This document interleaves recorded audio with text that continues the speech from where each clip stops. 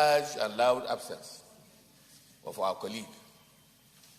Like the President mentioned in our closed session, we have been able at one time or other to get in touch with her.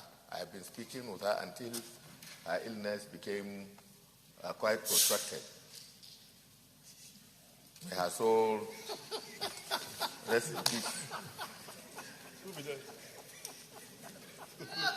Mr. President, my highly respected and distinguished colleagues,